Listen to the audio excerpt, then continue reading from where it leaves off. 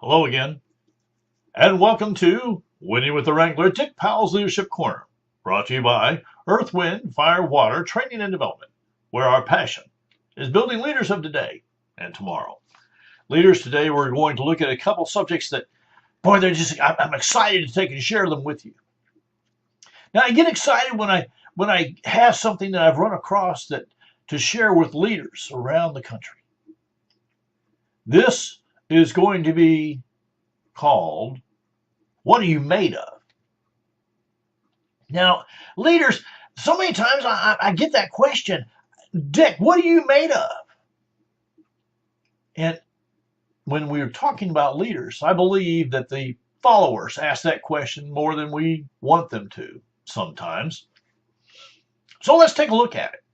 Now, the first thing that I'm going to share with you is if you've ever seen a pillar, like a Roman column, that big pillar, you see, that big pillar was created by man. That's a work of concrete or chiseled stone. Now it's standing straight and tall on a solid foundation. If it's toppled over, it can be re-erected, or the piece is used to build another pillar. Now, that's pretty exciting when you think about it. I like to think of leaders as this, strong, exciting persons, and they stand straight and tall, and they're solid in their thoughts and the foundation that they stand on. But every leader I've ever known, from time to time, got toppled over. We made some kind of mistake, or we did something silly. The difference is every person I've known who has lived through that has reinvented themselves or re-erected and put the pieces to build back. That's pretty exciting when you think about it. So let's look at the next piece. Now, we've looked at, are you a pillar? But I'm going to ask you, are you a piece of timber? So many times I look at a log cabin made out of nothing but logs and timbers. Now, a timber is strong, it's hewn from a tree. It can withstand heavy loads for years and years. The wood can be, though, destroyed by fire or chopped with an axe. When burned or chopped down to the ground, you can't reuse it. So that's a danger zone for me. I like to be thought of as strong as a timber and able to be, hewn and shaped into different things. So I like working with wood. I'm not so sure I want to be a timber, because if I'm burned, I'm just ashes. If I'm chopped down to the ground and chopped up into little pieces, I'm probably not going to be good for much.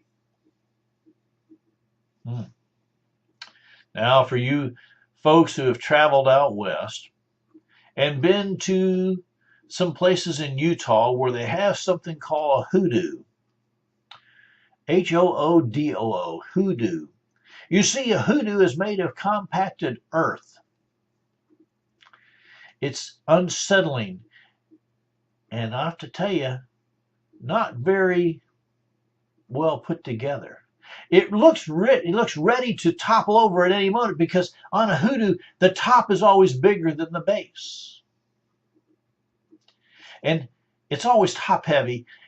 When it erodes, though, when the winds come and the rain comes, and when it erodes, it will be gone forever. When the middle finally gets whittled away enough from the weather, the top is top heavy, it will finally break over and fall, unable to be put back together again. It's kind of nice to look at. It kind of imagine all different things and the things that went to make it, and how it's withstood the test of time until now. But I'm not so sure I want to be considered a hoodoo. I think it's a pretty cool name, but I'm not so sure I want to be, as a leader, considered a hoodoo. But I have to tell you, As we were traveling, we went out to the Devil's Tower. And the Devil's Tower, I kept looking at, and I thought to myself, wow, the Devil's Tower has stood and will stand the test of elements year after year. Time, dangers of fire and erosion, and yet yields regrowth on the face of its solid wall and table-like top. I was amazed to find trees growing up on top. I was amazed to find trees growing out of the side. You see, Devil's Tower, even though that's what it's called, is a sturdy and sacred place to the Native Americans. How do I want to be looked at?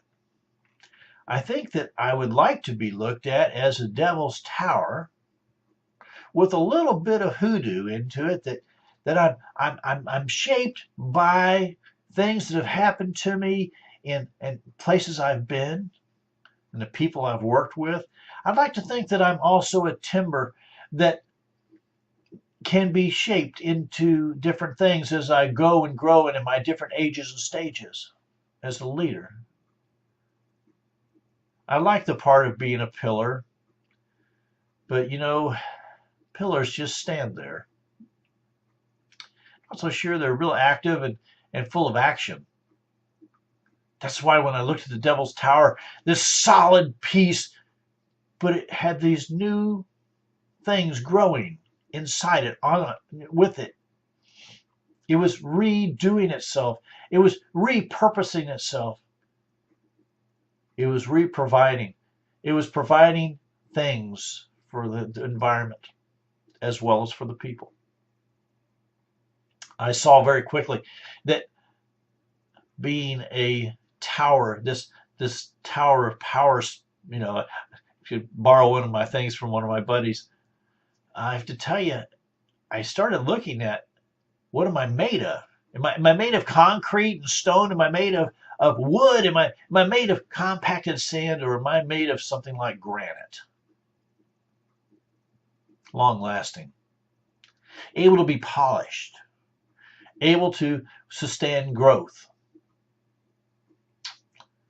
I'm thinking that's where I want to be. So leaders, I'm asking you that question. Where do you see yourself? Now, if you haven't traveled and you haven't gotten out to see the Devil's Tower or the hoodoos, or maybe visit a log cabin, or seen the pillars in front of a large southern mansion, and you've never really thought of the question of what are you made of, I hope this stimulated your thought just a little bit. You see, I quite frankly like to be different parts of all of these. I like to be thought of as a stand-up person, as a pillar of the community. I like that. I like to be thought of as a crafts person, you know, that can use the timber to structurally make it. I like to be thought of as the hoodoo, a fun, exciting person that it's out there and a good part of leadership. But I also like to be thought of a tower. Something that provides something for everyone, no matter what it is and where it is in the situation. Wow. Now, the reason I wanted to speak with you about that today is at the beginning of the program was because I'm being bombarded all the time from leaders who ask this one question. Dick, why do some of the really great people my organization leave? Why do good people leave good jobs? I just don't get it. Well, after sitting down and having some long conversations with several different organizational heads, both for-profit and nonprofit, and a couple churches, I started to see that there was a real line and thread that ran through all of them. You see, on the nonprofit side, they couldn't figure out why people didn't volunteer more, they didn't get more involved. And on the religious, you know, the church side of it, they couldn't understand why people weren't joining and they couldn't get involved. And when they did, they didn't stay very long. And on the for-profit, you know, places, they couldn't. They're providing the people in their minds with a good salary and good benefits, but they just didn't stay very long. They couldn't understand it. But let me share with you some things that every one of those had in common. The first thing that I'm going to share with you is that everyone had the same in common, was that they either had poor or non-existent leadership. It was kind of, you kind of saw that everything was willy-nilly and left up to, well, if it working today, let's just keep doing it. Oh, we've done it that way in the past, but there was no real leadership. There was no vision. There was no mission. And because there was no vision and mission, there was no day-to-day plan. And so the people just didn't know where they fit. They didn't know what was going on. They didn't know the future. They just, so they moved on. One of the gentlemen who ran a large organization for profit said, "Man, Dick, I don't get it. I pay them well. They make more money here than they could anywhere else. They got better benefits. They've got all these different things. We even provide them with their clothes. We provide them with cars. I don't understand." I said, "Well, what's the vision of the organization? Do they know what the vision of the organization is? And do they know where they fit within that vision of the organization?" He said, "Well, we wrote a vision thing 4 or 5 years ago." I said, "Well, can you tell me what the mission statement was?" Well, he couldn't even tell me that. He did go look it up, by the way. And it was a good one. It's just no one was going by it. And there was no strategy, no plan, no day-to-day opportunity, so to make sure that everyone was living the mission to achieve the vision. Poor or non-existent leadership. It's a big one. The second thing that really stuck out very clearly and kind of goes along with the first one was communication. And in today's world, communication seems to be the easiest thing to go. We all have a cell phone. I've got one here. We've got a phone on my desk. I've got Twitter. I've got Facebook. I've got FaceTime. I got more ways to communicate with you than you can shake a stick at. But what we forgot is the personalization of it.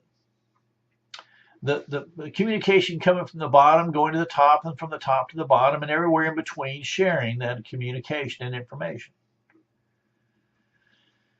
You see, in a house of worship, in a church, the people in the pews need to know what's going on with the leadership, what's happening. And again, if there's no vision and mission, why would they want to be involved in a nonprofit? The same goes. If you're on the bottom and you're just getting assigned tasks all the time, but you have no idea why we're doing it, other than you want to feel good, it's a good thing to do, you're not going to stay very long. And if you're in it for profit and there's no communication from top to bottom, I'm going to tell you what, you can make all the money in the world, but that's not what keeps people. Keeps people is relationships, and relationships take communication all the time, every day. I know it sounds simple, but boy, it seems to be the hardest thing we do. The other thing that we found quite frankly, was no follow-up. We saw plans put into action, but we saw no metrics that went with it, and there was no follow-up to take and do some kind of evaluation. Did it work? Didn't it work? What do we need to do different? Was the budget enough? Was the budget not enough? Did people overexceed the budget? There was no follow-up to find out the what, when, where, how. And so the next time something came up, well, kind of worked pretty good last time. Well, but there was no metrics. There was nothing written down, nothing to be shared. And that meant there was no way to communicate it to the people, which meant, poor or non-existent leadership. Another thing we found very common, very, very common, both in the for-profit, non-profit, and the churches. We found that there was no action plan. Even if there was a vision, a written vision, and everybody had bought into it and everybody had knows what it was and could repeat it and put it into their daily piece, even if everyone knew the mission and knew how to expound on it and bought into it, if there was no action plan and everything was willy-nilly and there was no metrics that went with it, everybody just did what they thought they should do. And because everybody did what they thought they should do, they were doing the best they could, but there was no communicating, there was no follow-up, there was no moving ahead. There was just doing the best they could with the knowledge they had at the time at that certain place. Sounds pretty good when you start to think about it, but it really is not good. It's not good because when everyone's doing what they think is best, there's no commonality, there's no unity, there's no working towards a common opportunity or goal. And when that happens, everybody's on their own, and so that competition that could be healthy is now negative. Well, I'm doing this. Well, how come you're doing that? Well, I'm doing this. What? It now is a very negative thing. No action plan just brings disaster. Another thing that we saw very quickly, that there was no expectations. I was asked to be on a board of a company, and so I went to the first couple meetings, and I sat on the boardroom and I listened. I didn't say too much. And the third meeting I went to, I said, is there a list of expectations of what a board member is supposed to do, what we're responsible for, who we're accountable to? And the person who is leading the group said, we've never thought of that. We just thought it would be your privilege to take and work on our board. And I said, well, work on your board. What do you want me to do? What needs done? I don't have a clue. I don't have a job. I'm just sitting here I come once a month. What's the deal?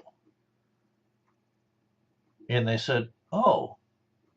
I said, look, if this all I'm going to do is sit in this chair once a month, I love you all, but I've got better things to do. What are my expectations? What do you expect me to be doing for this organization? Wow. They said, well, we've never thought about it. I said, well, I'm going to give you a list of what I think needs done that I've worked with other organizations and on other boards. This company has now grown because they saw that there was more to this than just having a title. Leadership is more than a title, but without the expectations that go with it, it's just, yeah, I'm here. I'll do my own thing, and if it works, great, and if it doesn't, okay. You see, it doesn't work in life. It doesn't work in business. It doesn't work for profits. Doesn't work for nonprofits. And it definitely doesn't work for churches. When people don't have a part and piece into the organization, they don't feel that they have something to do. They don't have a job to do. They don't have a part to play. Then they go somewhere else. So why do good people leave good jobs? Could be. I've talked about this before, but I'm going to say it in a way that I hope that leaders, you understand. The people that I interviewed within these organizations said that the leadership wasn't trustworthy. The organization wasn't trustworthy. Things happened within the organization that they felt wasn't trustworthy. And so there was no bond, no trust between the upper level and the lower level, between the person at the pulpit and the person in the pew. There wasn't a bond that happened there, and trust is built over time. Trust is an action item. Trust is something that bound people see but experience. And it goes right along with the next piece that they said that they felt no loyalty. They felt the organization had no loyalty to them, and therefore they felt they had no loyalty to the organization. So as soon as they got a better job or a better offer, they were on their way. You see, those things all add up to the prime problem, or prime opportunity, I should say. Why do good people leave good jobs? Poor or non-existent leadership, none or little communication, no follow-up or any way to do the evaluation, no metrics, no follow-up, nobody saying, hey, did this go well? Didn't it go well? What did we do best? Well, how the budget went? There was nothing there. No action plan. Everybody just doing everything's right. No expectations. Well, if they don't expect anything from me, I guess I don't have to do anything. A feeling of non-trust, a feeling of no trust, and a feeling of no loyalty. And the very biggest piece that we saw in a commonality over and over, no matter where Miss Robin and I went to talk to people, whether we were talking to the leadership of a prophet or we were talking to the workers of a prophet, whether we were talking to the leadership of a nonprofit or the people out doing all the work in the nonprofit, whether we were talking to church leadership or we were talking to the people in the pews. Over and over, this next thing that I'm going to talk to you about happened.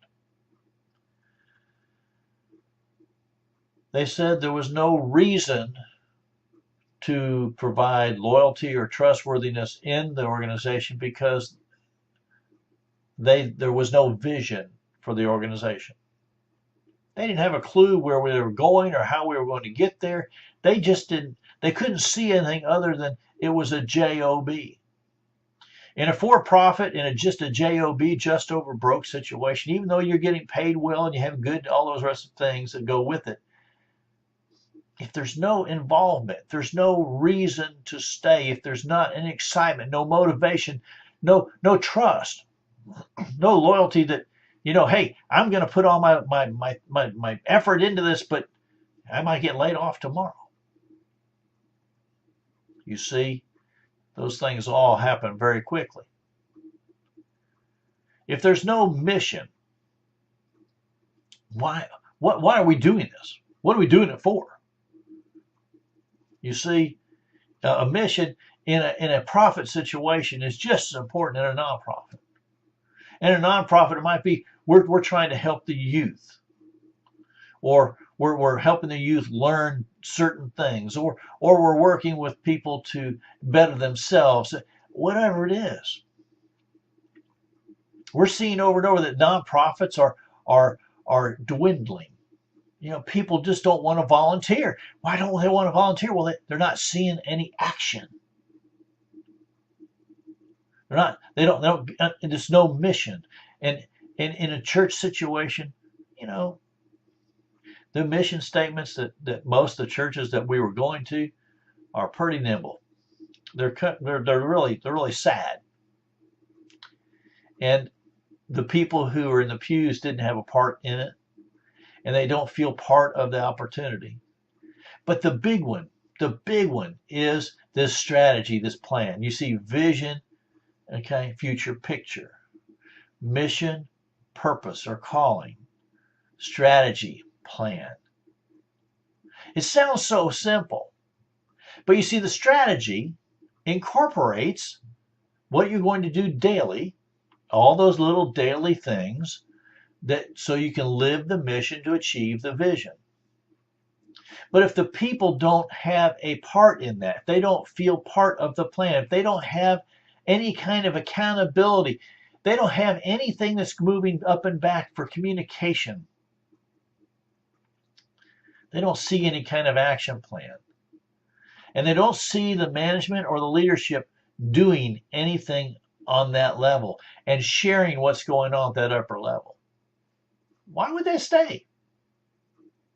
Why do good people leave good jobs? boredom, no trust, no loyalty, no moving ahead, stuck in the same place. They don't give me any expectations. I just kind of do what I think I'm going to do. But every time I do that, then they expect me to do something else. But they didn't tell me what that was. There was no written expectations. I don't have a clue what my job title is or what my job expectations are. You see, job expectations in nonprofits and churches are just as important as they are in for-profits. If people don't have a part, they don't play a piece, if they don't have something that glues them to that situation, they're not going to stay around very long. Ask yourself, why would you want to stay in that situation? So, what kind of person are you? What are you made of? You concrete and stone and just stand there and look good? Are you made out of wood that can be burnt down and never be rebuilt? Are you a hoodoo that's been blown by sand and wind and you're just about ready to topple over? Are you the devil's tower who provides a strong and leadership that promotes growth? Man, I'll tell you what, these are hard questions. But when people ask me, how come people are leaving the church? How come people don't join the church? How come people are not joining Kiwanis and Rotary and all those other good groups, Boy Scouts, Girl Scouts? How come we're not getting any involvement? Ask yourself, leadership, are we providing great leadership? Are we providing a wonderful communication value that can move up and down and back and forth? Are we doing any follow-up that has some metrics that we can look to see what's going on? Do we have an action plan? Do we know what needs to be done every single day to move ahead? Do we provide expectations when people come on board or into the organization? Even in a church, there ought to be some expectations. I expect you to come to church every Sunday or whatever. Show up. Be a part of it. Is there any kind of way to build the trust? What are you doing as the leadership to build the trust and to build the loyalty? You see how this all works together. Why do good people leave good jobs? They leave because they don't believe in what you're doing, because they have no idea what you're doing. Leaders, you want people to stick around? Provide excellent leadership, provide excellent communication, do some follow-up, provide the expectations. Make sure that you're always building the trust value and keeping it there and building loyalty. But by golly, do the basic of getting a vision that everybody can understand and buy into. Get a mission that everyone can buy in and understand, and work on the strategy, the day-to-day plan, so they know what needs to be done daily and how it needs to be done, so that everyone is working towards living the mission and achieving the vision. You want people to get excited? You're going to have to build that excitement. And leaders, it's all about you, but it's all about the people. Because if they don't see what they need from you, they're not going to stick around. Now, on behalf of myself, Dick Powell, and the whole Leadership Corner team, and it does take a team to put this all together, just so y'all know, we want to say thank you for being a part of today's program. Our hope is that you have received a nugget of wisdom and guidance that will help you build your leadership ability. Now, if you have any questions or comments on today's program, don't hesitate. Send me an email, dick@leadershipwrangler.com, dick@leadershipwrangler.com. Go to our website, set your very own appointment with me. I'll get to you, www.leadershipwrangler.com, www.leadershipwrangler.com. If it's burning desire, don't hesitate. Give me a phone call, 727-422-1833. 727-422-1833. And when you're ready to have that next great leadership speaker come and work with you and your organization, give us a call here, 727-422-1833, Dick Powell's Leadership Corner. Now, until next time, this is Leadership Wrangler saying, ride hard, ride fast.